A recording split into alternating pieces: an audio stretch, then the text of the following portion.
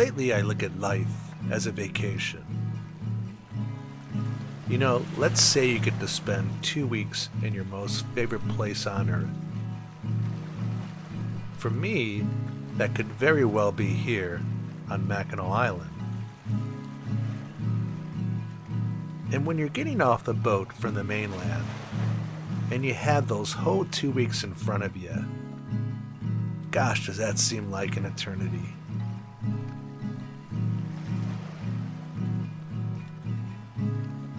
Meanwhile, someone's getting back on that boat, and their vacation is almost over, and they're thinking, damn, that went by fast.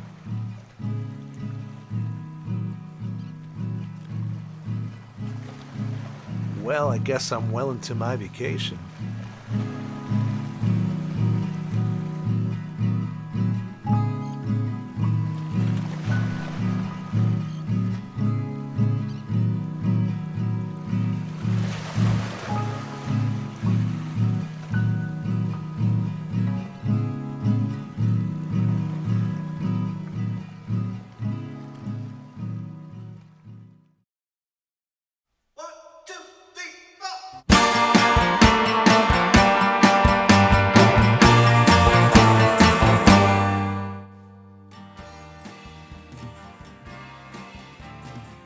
Self-centered.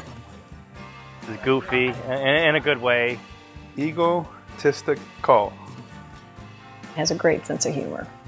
Roger Malowski. Sometimes arrogant. I'm sure you've heard that a lot. Hip. I have no idea what you're talking about. Cautious. Detailed, obsessed, Pied Piper. Driven. Good looking. Whiny. Sarcastic. Sarcastic. Polite. Creative. Creative. Creative. Wildly creative. Talented and creative. Creative. Creative. Creative and talented. Passionate. Prolific. What's the word for sure of yourself? Confident. Arrogant. Egotistical male pig. Nice. Caring. Meticulous. Funny. Funny. Funny. Funny. Funny. Fun stuff. Genuine. He's straightforward, straight to the point. Weird. He likes to sing songs. Grounded. Thoughtful. Encouraging. Entertaining. Pulchritudinous. We all know what that means. Opinionated. Opinionated. Obviously opinionated. Very opinionated. Opinionated. Opinionated. Opinionated. Opinionated. Opinionated. Passionately opinionated about the things he cares most about. And you just hit the nail on the head. However, we're not going to find the reasons why in this film, nor will we find clues in old album covers. But we will play the record backwards and see where it takes us.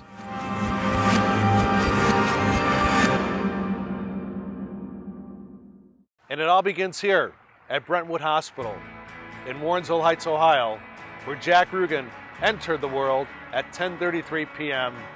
on Monday, February 18th, 1963. He was a breech baby, and when he was born, his hands were crooked, his feet were crooked, and his nose was all smashed out to his face. And I cried so hard at the hospital and called my mom, and she says, "Don't worry, he's going to be a beautiful baby boy," and he was.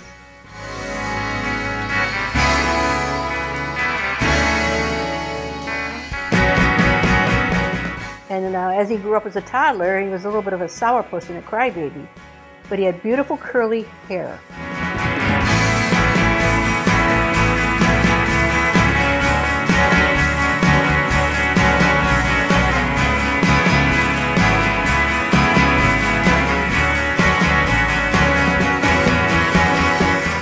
Jack and I are always repeating throughout the years, from the time we were young till our teenage years to our adulthood. We always were in competition some way or another.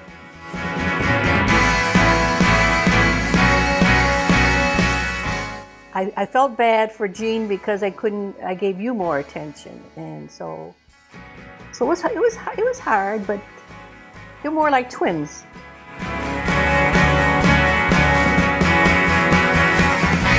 But as the first 5 kids in the Rugen family that got to experience this house here on Kimberly Drive in Bedford Heights, Ohio, from 1962 to 1968.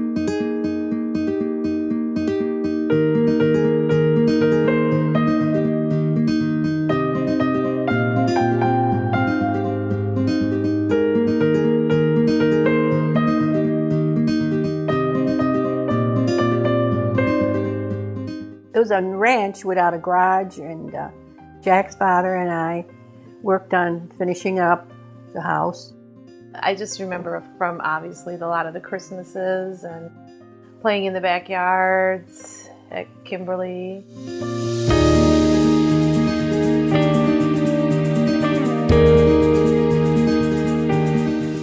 I was pretty young there. I mean, I remember the pool. I remember hanging out with Ricky and Donnie. Jill getting her head stuck in the railing, I remember that. Because of my age and me losing my memory, I can't remember any of those that I had. Kimberly Drive, we were there a lot. Of course, I was younger, but as I got older and Auntie Edith had to go away sometimes, and even though Uncle Johnny was downstairs, I was there like to babysit, to keep an eye on things. Just she had to go to the store, so Uncle Johnny was there. But we spent a lot of time there, slept over an awful lot. I remember the sandbox in the backyard. Yeah, those are the days. They had so many toys.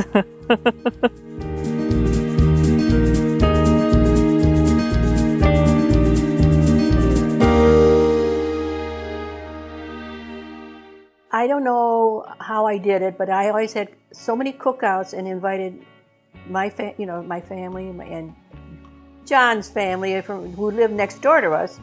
We joined the yards and we had baseball games. We had swimming pools.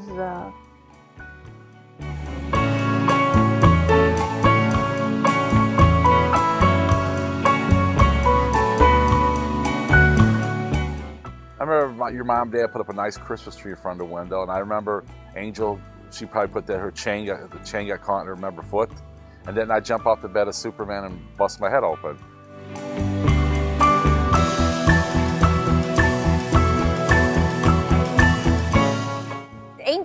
Angel and Billy spent a lot of time with you and Jean and Judy when you were little.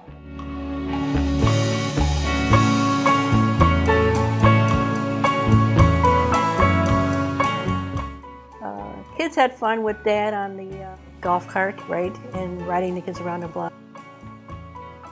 There's ever popular Uncle Johnny taking us on the street, running around in the golf cart.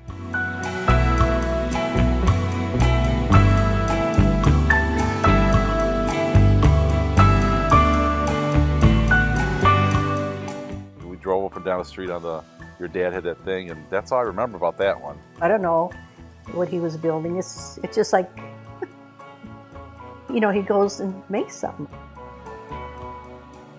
Oh no, that's a good one.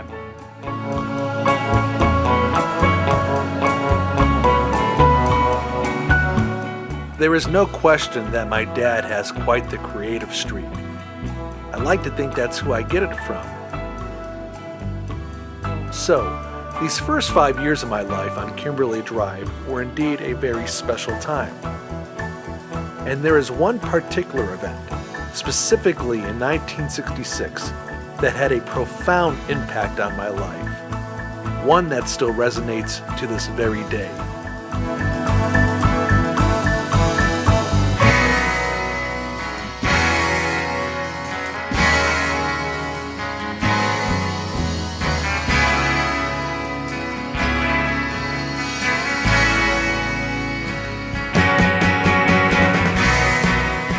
While other 3-year-olds were listening to Farmer in the Dell and other kiddie records, my parents were taking me to the old Bandstand Records at Southgate Shopping Center in Maple Heights, Ohio, and buying me the latest records from the Beatles after I would hear the songs on the Beatles cartoon show, or the latest hits from the Monkees, even Burt Bacharach and Herb Alpert. All this wonderful music that still influences me today, I first heard back then, during days of Batman, cool cars, and first loves. I really don't know how Jack got involved with the Beatles. And when we left Kimberly Drive, we ended up here on Spring Ledge Drive in Sagamore Hills. My parents built this house in 1968, and we lived here only a quick 11 months, but it was a very fun-filled 11 months. We've always had pools, and just the kids learned to swim.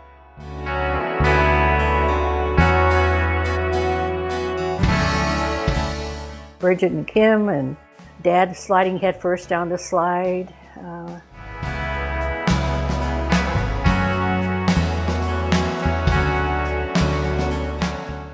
Whether it was catching toads and playing in the mud.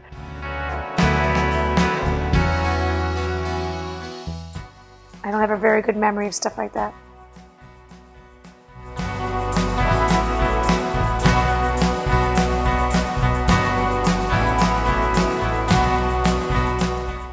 We were young, we were like 6 or 7 years old.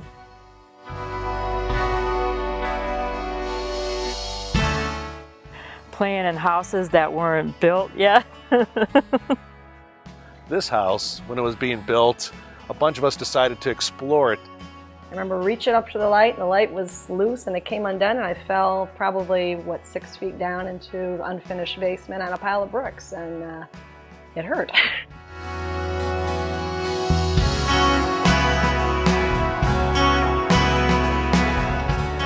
Just running around, just doing things that kids don't do anymore. We often make stops during our vacation that are ever so brief. And though our stop here ended with some sadness and difficulties, it ultimately took us down new paths that led us closer to family, new friends, and some of the best years of our lives. I just remember Mom sitting us down, I think, in the kitchen and telling us, how would you like to live closer to your cousins? And of course we were, oh, yay, because we all had a close relationship. It was also at the end of this stop in which I received my first guitar, which ultimately led to over 2,000 songs. But we'll get to that a bit later.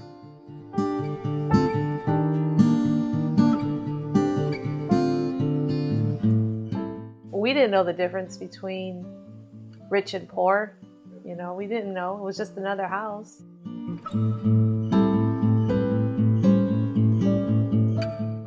I had some memories of the old neighborhood because that's where I grew up.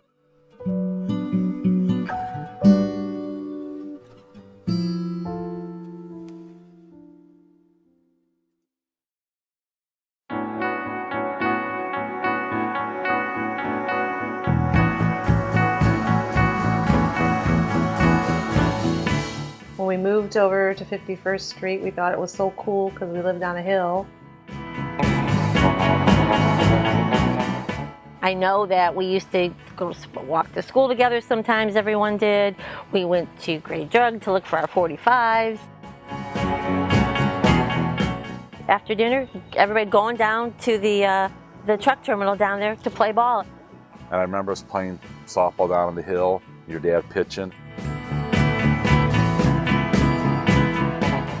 A lot of the teams weren't even, but your dad kept it close lots of times, and he always, if he was the boss, your dad was the boss there. Oh, Dad always threw the games.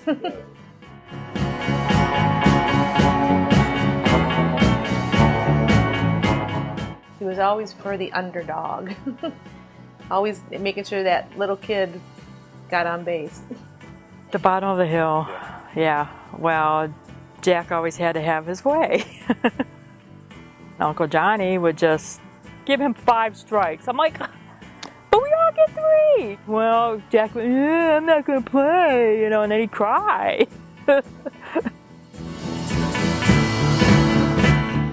I truly believe that when we leave the places where we spent significant times of our life, a part of our spirit stays behind. And when we go back to visit these places, those spirits call to us, wanting us to stay, though we know that just can't be.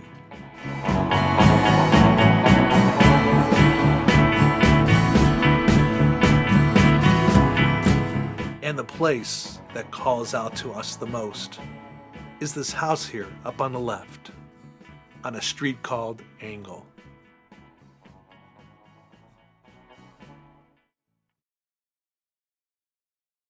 I spent nearly half of my life in this house.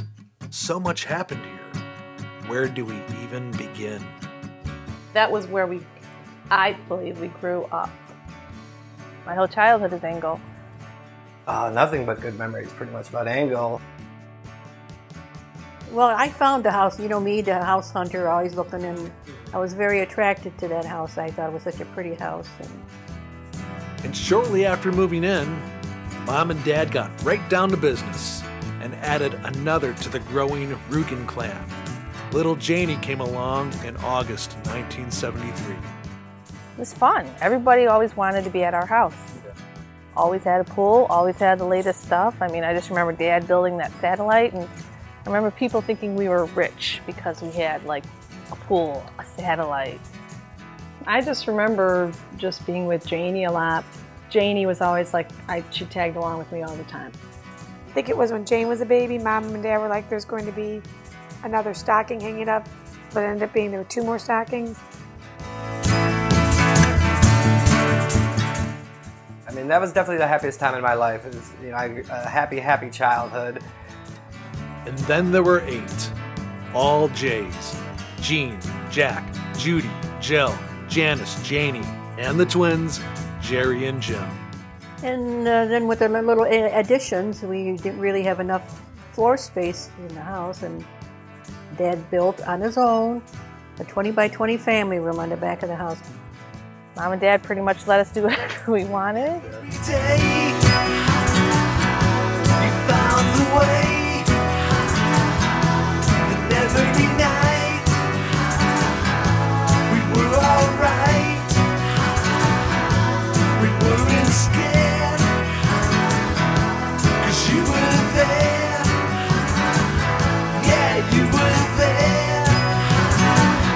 Our parents were always there for us.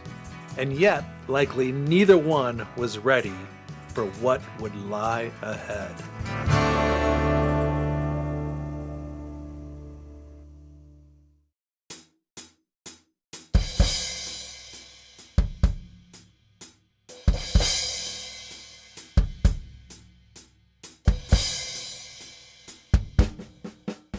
That's when Jack started being creative with his drums and music and making me crazy.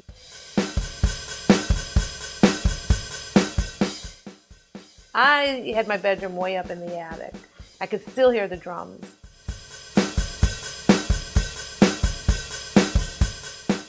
He had a band down his basement, and I did like to play on the drums a lot. And then I got to like Kiss.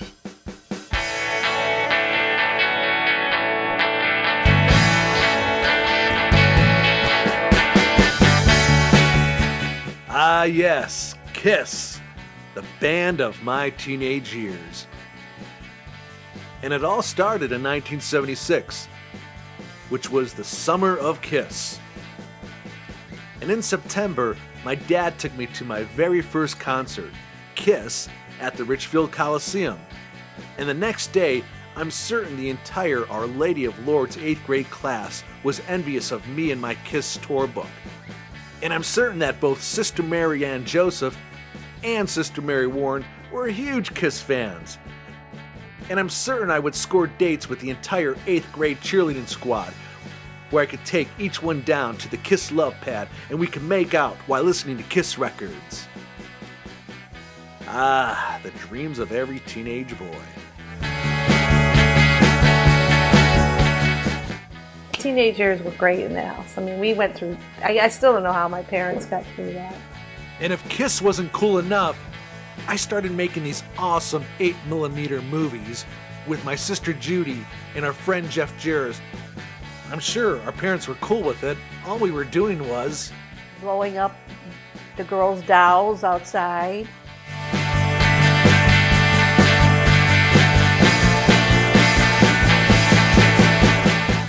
The movies, yeah, those were some good times. A lot of fun with Jeff. When we were younger, growing up, it was Big Brother. We idolized the hell out of him, you know. So. Well, as cool as I was, for some strange reason, I could not score any chicks. And so in high school, I started hanging around with these guys, and we definitely got into our share of mischief. And a few of us even put on our own Kiss show at a local school. And of course, I went along with it because Paul Stanley was actually played by a girl, and her name was Beth, and she loved Kiss, and I loved her, and I'm sure she would love me because I loved Kiss, right? So there I was in late 1980, my senior year of high school, and I was feeling a bit lost. So I retreated back to, well, not this porta potty, but back down in the basement on Angle Avenue. That was his den. And I began writing and recording the first of my 2,000 plus songs. And the first couple hundred sounded like this.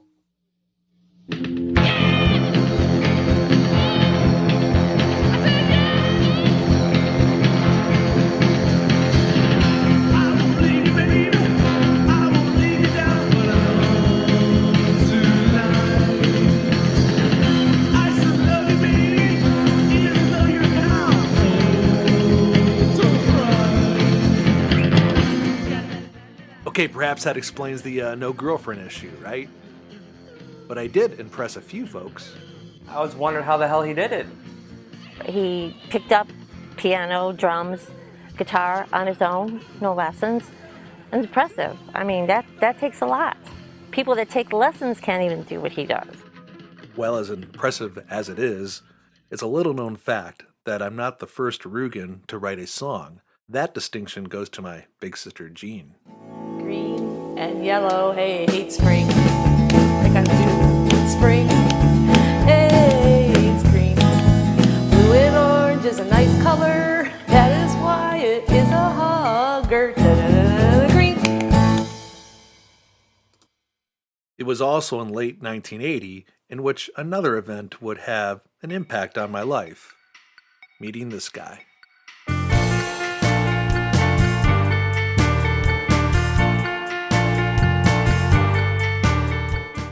First time I met Jack, he was about 17, trying to be a big shot at a party, and I remember arguing that Bruce Springsteen was better than Kiss.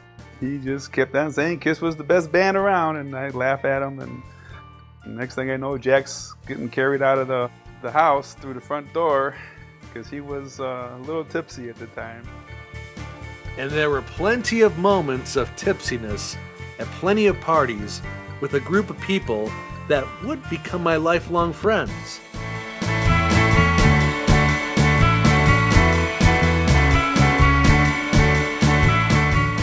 And we would often party at a place called... It was called Dixie Electric, and it was dancing, and we would always go and dance, and they would try to pick up women, and it was a good time. We were the two nerds standing by the bathroom waiting for the girls to come out and try to ask them to dance. And on occasion, we'd even get lucky. And when we weren't at Dixie, we were at somebody's apartment or in my parents' basement. They had basement parties. There was always music going on, and we had this tight little group.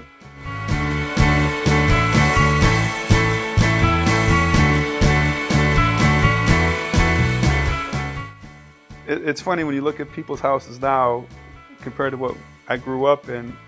I'm still proud of that little house I grew up in, and we, you know, and people came over, never judged you, never mattered where you lived. But when it always came down to wanting to be with your friends, it was the 5J's Inn.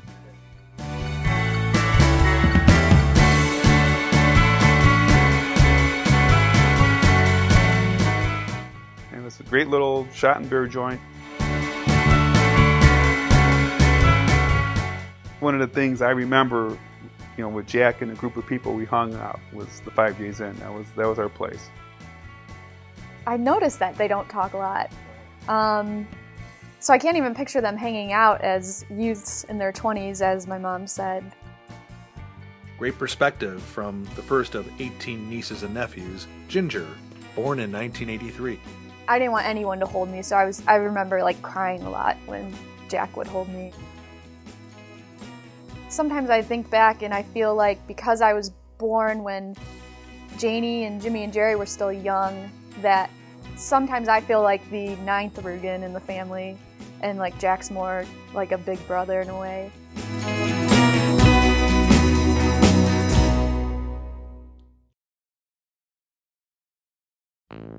Hey, it was the 80s, full of new looks and new sounds, and I wanted to be a part of it.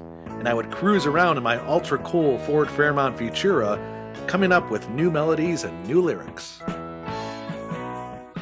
I found out Jack liked to write music, and I said, well, I'd like to write stuff too, you know. And then came out the character Johnny O, you know, Jack's alter ego.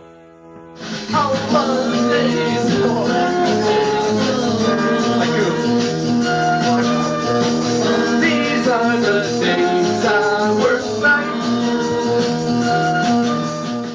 The first Johnny O show was at Jack's house. We did the show, and maybe about 20, 30 people were there.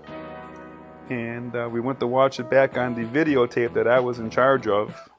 And I forgot to push the record button.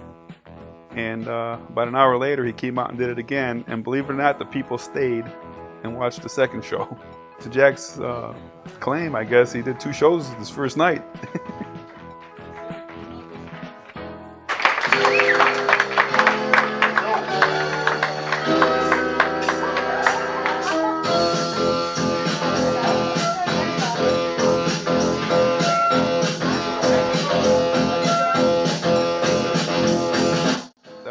The one thing that actually connected us together as friends. But really, we weren't gay. We really did love women. That was your hobby, you wanted to do that. And then you went into like this movie making.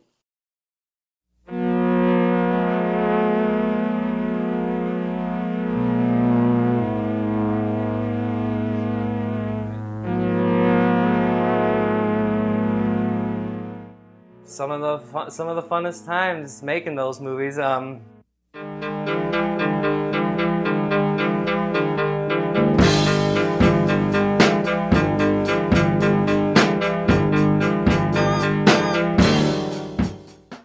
mean, the way we acted in some of our movies, I'd say we acted basically slow. I hate to even use the word retarded, but we did, and Oh, no! Get out of here! Winston in the middle of the road! It was like something you saw on Big Chuck and Little John, you know, and I loved it because it was one of my favorite things, to go Big Chuck to Little John, you know, and just to watch this stuff, it was like, wow, this is cool.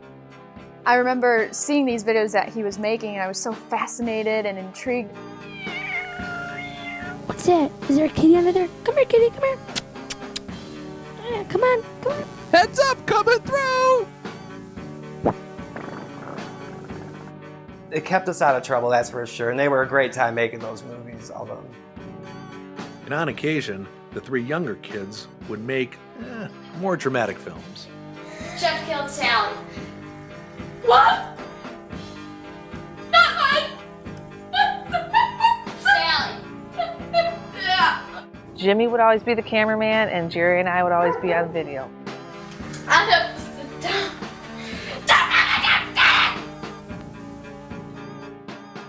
Sometimes they would even invite a friend over to participate, as with the goof here in the glasses. I'd spend a day on a day with the Rugans, Jerry and Jim, and we played Sega and drank chocolate milk and played rock and roll. That's all we did for like hours.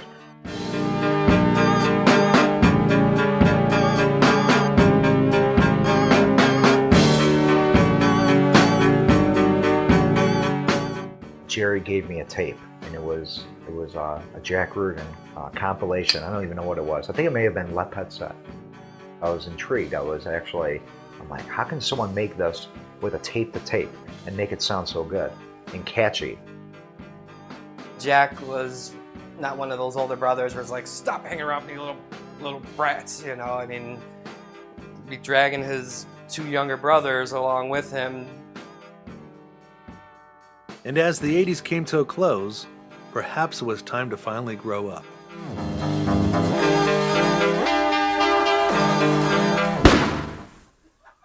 Okay, perhaps not. Ultimately, I did grow up a little, and I took the safe route. I went back to school, became a PA, and worked at the Cleveland Clinic. And I married a nurse named Kim, and we lived happily ever after, right? Hell, we didn't even follow the traditional marriage path. Instead of starting a family, we bought this old Victorian home in Fairview Park and set out to restore it ourselves. The house needed a ton of work, yet in our 20-somethings idealistic mindsets, we figured we would complete the restoration in 1 year. Well, 1 year led to 2 years, 2 years led to 3 years, and so on and so on.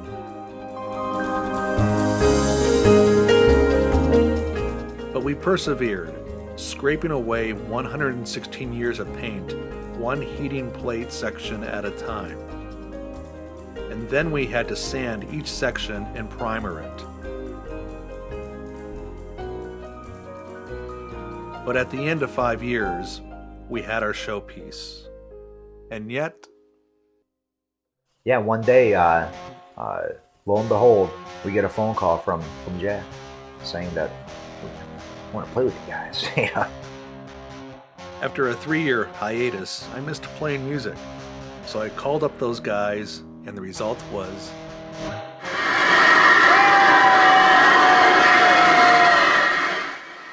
Yes, it was the beginning of Saul Glennon in all our cheesy glory. We all got dressed up in our Century 21 leisure suits. I remember we were like, the matching suits thing, I've got to go. I was forced into the band.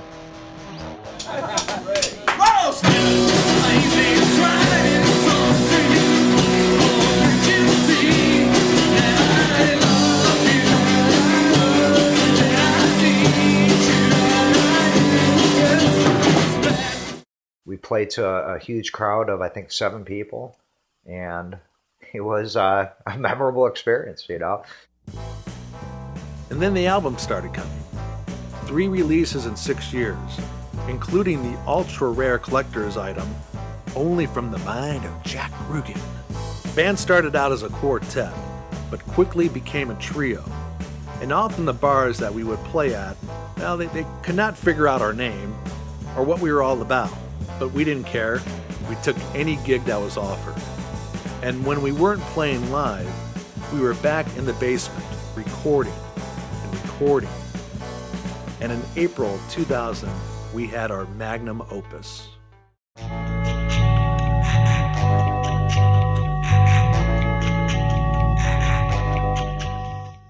I was hooked instantly.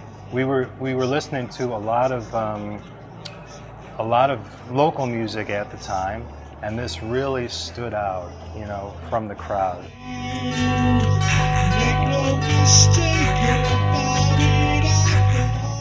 The fact that this was all basically one person's vision transmitted through the band, but coming out of somebody's house was astounding to me.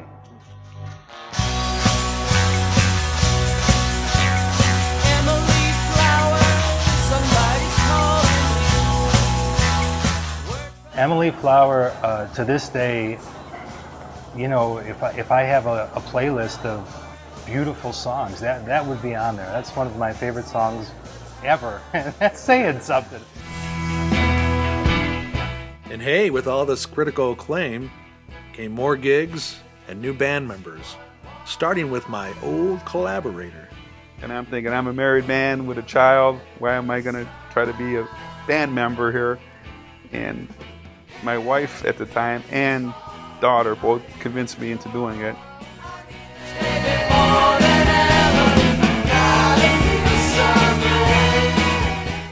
And it was Jack who kicked me out of the band because I used to get all the chicks at the gigs.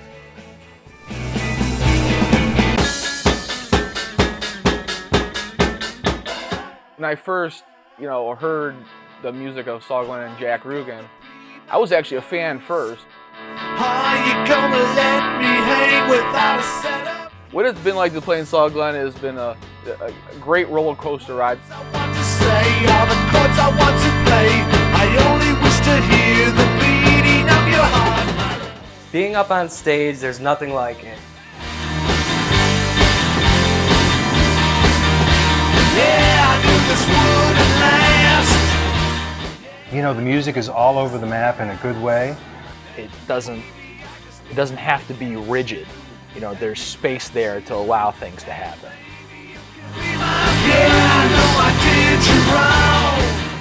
The one thing on my bucket list was to be in a band. I feel sometimes like the music of Jack Rugen is coming from this parallel universe where all these songs were like K-tel hits on some other planet. Even we had bad shows, but you know what? To me, it didn't make a difference because at the end of the day, I was happy. If Guided by Voices is out there in the mass consciousness, it's totally beyond me why these songs haven't found a much wider audience. I would describe Jack's music as elaborate layered melodies with fuzzy guitar madness, readying the crowd to dance, mid-fi bits of magic. I think in everyone's life, there's a place, or perhaps a house, that they wish they never left. And for me, it was the Victorian, which was sold back in 1997. And that's where I feel I really started to lose focus. And over time, it became more and more about finding the bigger house on the nicer street, or perhaps having the cool cars and other material things.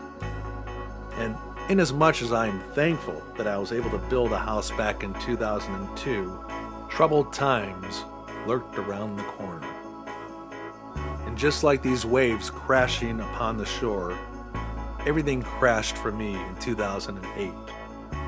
The marriage ended, and with the economic downturn came job loss and financial collapse. And it was also the start of my dad's slow fade into the grasp of Alzheimer's. Yes, 2008 was my darkest hour. Yet thankfully, there were 3 reasons I made it through the storm and was able to continue on my life's journey. These guys are the first 2 reasons. My dear precious pups. Dogs have always been important in my life. And without children of the humankind, these are my kids. And I've been fortunate to have several great ones throughout the years. Starting with Daisy, who was with us from 1969 to 1981 and watched us grow up. And there was little quirky Ditto, the Sheltie mix, who reluctantly went along with my many creative photo opportunities. And who could forget the one and only Gordon D, the dog with a mind of his own. It wasn't uncommon for Gordon to walk into the houses of neighbors and make himself right at home. Our nearly 10 years together were filled with some wonderful times. But it's these 2, my dearest Wendy and Chet Harrison, who have been most near and dear to me. From the time they were little pups, to their more mature years. They have stood by me through thick and thin, never giving up on me, never caring about where they lived, just as long as it was with me. So why did 2013 have to begin on the most heartbreaking of notes? I lost my little princess in January following a brief illness. At 14 years, she was with me longer than any other pup, and her passing has left me with a sadness I still can't fully comprehend. All I can do is take comfort in the hope that somewhere out there she is a little puppy again, playing with her big brother Gordon. Dogs are indeed the best. And as for the third reason, Rhonda. Don't waste time feeling like you do. Everything is fine on a highway for two. For only me and you. In a room filled with all walks of life, she was the elegant swan gliding by, and I knew I had to meet her. We met at jury duty, and he actually approached me one day in the cafeteria and asked me a really lame question. Was I an East Sider or a West Sider? But actually I didn't give him the time of day at that point. But then we saw each other a few more times at jury duty and started chatting, and told him I was a realtor and he had a house to sell, and the rest is history. And in the 2 to 3 years that followed, we had our share of great times, as well as some challenges. Still, I knew she was the one, so in early 2011...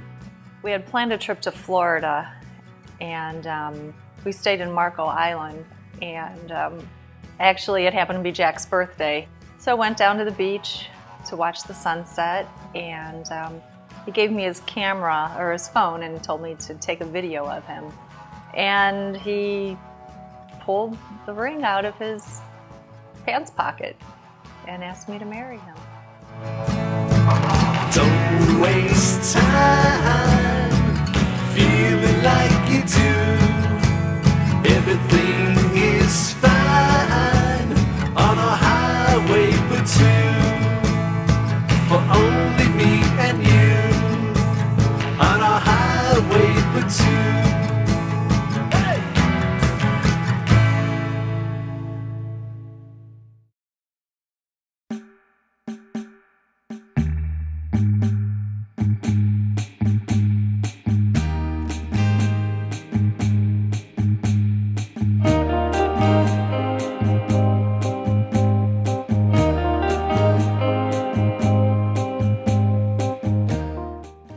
Down by the beach at Oakwood Beach was perfect. Our spot looked amazing with flowers and everyone there once we arrived, and it was perfect.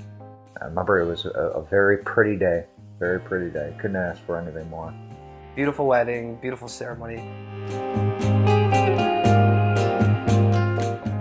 On the day of the wedding, when I saw the two of them together, and I saw how they looked at each other, I think it was good to sort of see like an end/beginning to like a new part of our lives and your lives. The wedding was beautiful by the lake. It was good to see that they can find happiness. I will probably ask Jack and Rhonda for some advice if there's a wedding soon with me and James. No rings. And when that day does arrive, it will be the latest of the many wonderful gatherings we've had over the years. A lot of good times, a lot of funny times when we're all four together. We try to reminisce. They're nice. They're nice to have. But it's sad because they're getting smaller and smaller. Still, we will always have the photographs, the films, and all the wonderful memories.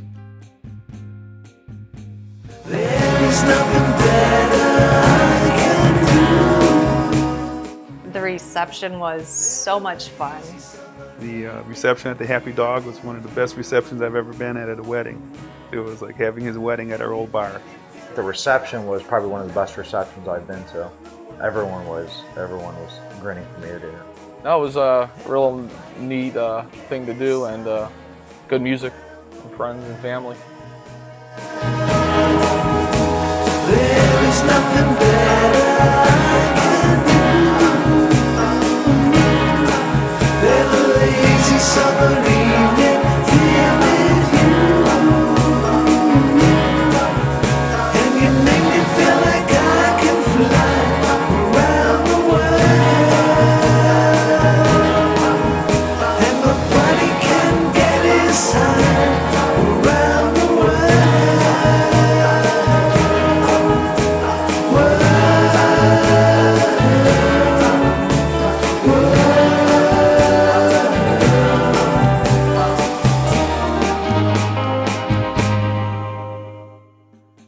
Quite an amazing memory.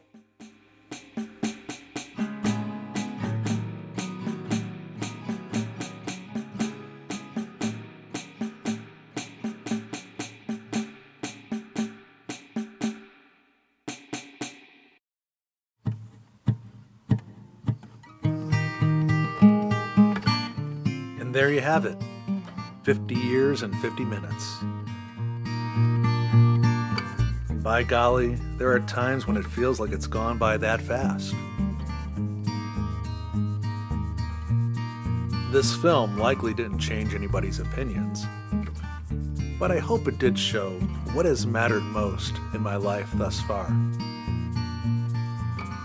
From my dear sweet pups and all the wonderful pets I've been so fortunate to have in my life,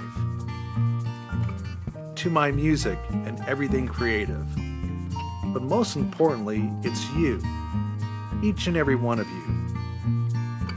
From the youngest to those who are no longer with us.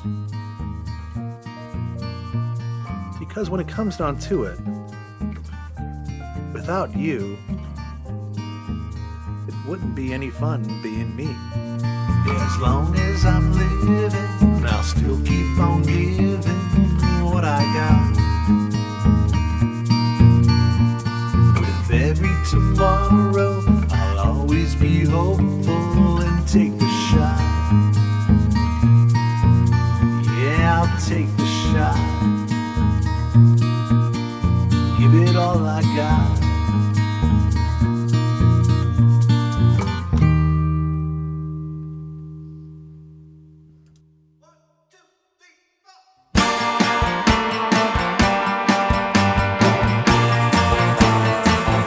If you map out your time, it's never a straight line.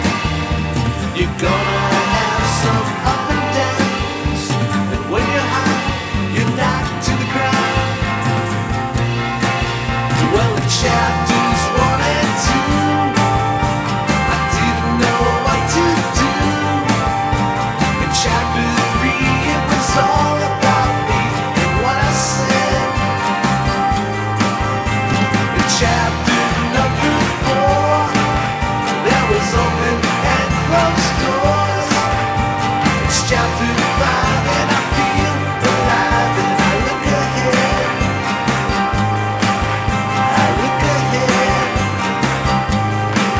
and add to the mix. Chapter 6.